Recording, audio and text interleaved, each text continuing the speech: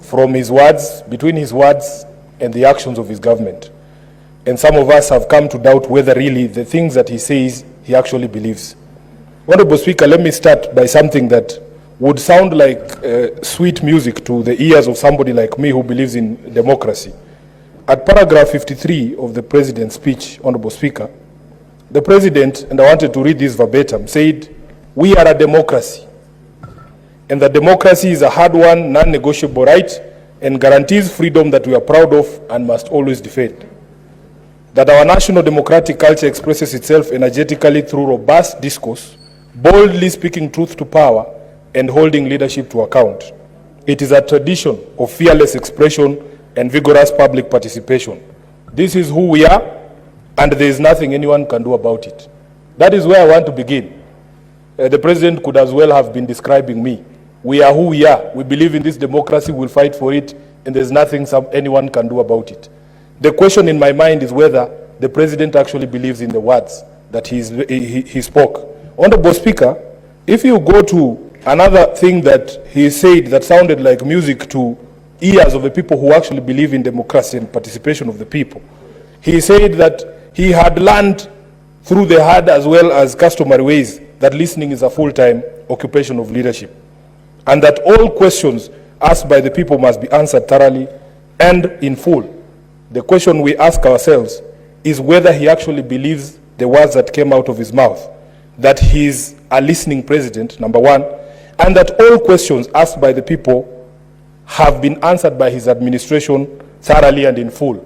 And I want to make the quickest example here. Over the past year, following the protests that we've seen in this country, there are families still asking questions of this government.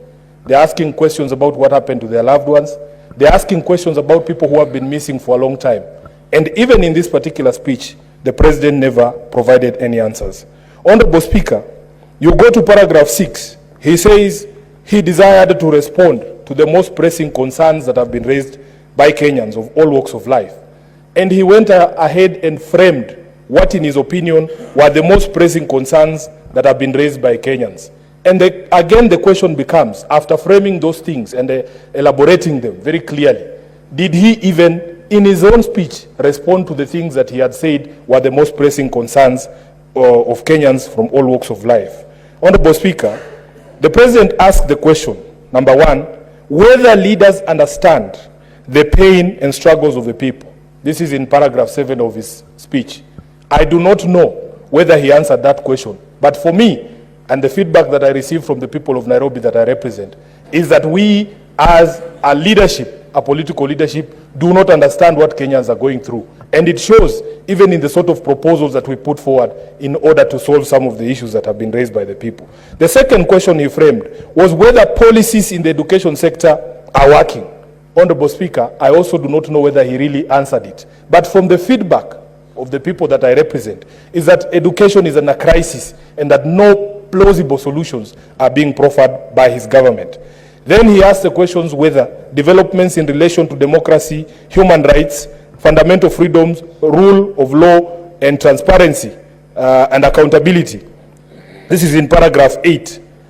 Whether the direction of developments in relation to these issues is positive or negative. Again, Honorable Speaker, I don't know whether he answered it, because in the speech, I personally did not find an answer that is a true reflection of the situation on the ground, and some of the issues that Eddie has spoken here to point to a direction in direct opposite from the direction we should be going when it comes to issues of democracy, human rights, fundamental freedoms, the rule of law, transparency and accountability. He also asked the question whether policy and his administration is only in furtherance of service delivery or just in aid of political strategy. Many people that I speak to, Honorable Speaker, believe that everything this administration does has nothing to do with the lives of Kenyans. They are only looking for the political outcomes, and especially putting the president in a position that he can vie for re-election in 2027. Honorable Speaker, then of course, as I expected, he spent a considerable amount of time looking back to the situation that he inherited when he came into power. And this is again something that even in my previous debate on his speech last year, we said we want to encourage this administration to be forward-looking. Yes, we understand the situation that was obtaining in September of 2022, but you are halfway through your presidency, Mr. President. You cannot still be talking about the war in Ukraine and the strictures of supply chain during or out of the war in Ukraine. We want you now to move forward, because at this particular point in time, you cannot still be talking about 2022 and telling us that you have laid firm foundations that maybe many of us do not see. Honorable Speaker, of course there were issues with some of the figures that were being thrown around in his statement. For instance, he claimed that inflation at the point he took over in September of 2022 was at 9.6%. Massaging of those numbers, whether it is by a small margin or not, is aimed to achieve a certain end, that the perspective is to be painted that he inherited things that were so bad, but that he has brought them back to life. In fact, statistics from the Kenya National Bureau of Standards show that inflation was at 9.1. A difference of 0.5 is not a small difference. Honorable Speaker, he also made a very bold claim that the foreign exchange revenues the foreign exchange reserves have risen to the highest in the last 10 years. That is just not true. If you look at the CBK report, Honorable Speaker, the highest we have had in terms of foreign reserves was 10.01 billion shillings as at 30th of May 2019, which was less than 5 years ago. So it simply is not true that the reserves are at the highest in the last 10 years. Then there is a claim that even the majority leader has tried to repeat here. He made a very clear pronouncement that the Social Health Authority will pay all October claims. In fact, he said, by the end of this week or during this week. Honorable Speaker, I heard the majority leader saying he saw a list somewhere indicating that hospitals have been paid. I can confirm here, Honorable Speaker, that that money has not been paid as we talk today. Honorable Speaker, then there was this issue that Senator Khalwale alluded to of a standing ovation. Personally, I was embarrassed for all my colleagues who were present in the House that day, because I believe personally that you are not supposed to expect praise for doing the right thing. You are not supposed to expect praise for doing the right thing. This is something that Kenyans have raised objection over for the past few months. And I want to thank my colleagues in this House, especially Senator Onyonka, who has stayed on business on this question of the PPPs involving Adani. They say that where there is smoke, there is fire. There were always signs, Honorable Speaker, and all these signs were brought to the attention of the public and to the attention of the administration. There was a point at which Adani's accounts in Switzerland were frozen, and we brought it up in committee, at the Committee of Transport, when we were discussing the JKIA deal. But nobody was listening to us. As late as hours before the President's address, the Cabinet Secretary for Energy was appearing before the Energy Committee of this House.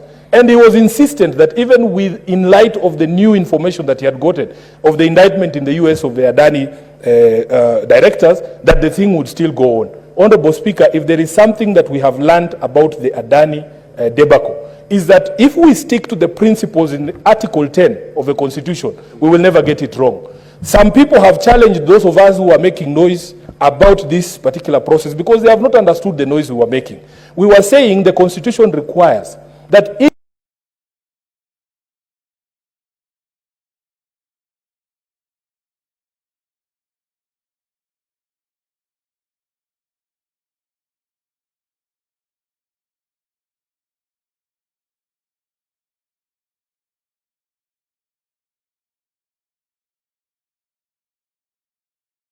even as possible, and disclose when you receive this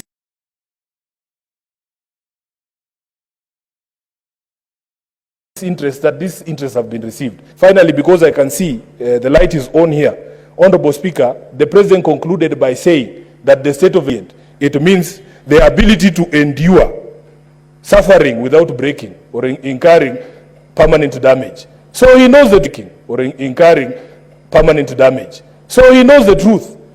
He knows the truth that he has stretched Kenyans to the end, but he knows that we will not break because we are like the proverbial donkeys. Senator, I give you 1 minute to conclude. I thank you, Honorable Speaker. I was saying that the synonyms that I saw for resilience is a person who has ability to endure suffering without incurring permanent damage or loss. So, Honorable Speaker, he knows that Kenyans are suffering, but that somehow he has discovered that we are resilient, we can take more and more punishment without breaking. And I think this is the only thing in his speech that I agree with. I thank you, Honorable Speaker. Senator Cherargei.